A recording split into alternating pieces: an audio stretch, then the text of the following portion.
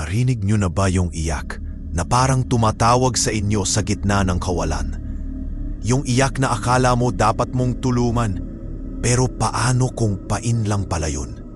Tito Juan at sa lahat ng nakikinig at nanonood ngayon, gusto kong ibahagi ang isang karanasan na bumago sa pananaw ko tungkol sa mga naririnig natin sa dilim.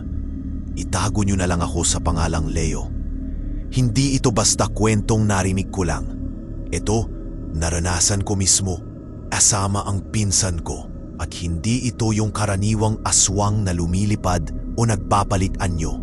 Iba to, ito ay tungkol sa isang nilalang na nag-aanyong pinaka-inosente sa lahat. Isang sanggol, isang tiyanak. Taong 1998 po noon. 16 anyos pa lang ako. Nasa probinsya kami ng Antique noon. Summer vacation doon sa lola ko sa baryo Igkaputol sa bayan ng Dao. Alam niyo naman siguro ang buhay sa liblib na baryo noon. Simple, tahimik at pagkumagat na ang dilim, ang tanging liwanag lang madalas ay gasera o ang buwan. Isang gabing maalinsangan, naglatag kami ng papag na kawayan sa labas ng bahay para doon matulog magpipinsan. Presko ang hangin, maliwanag ang bilog na buwan. Perfect sana para sa mahimbing na tulog.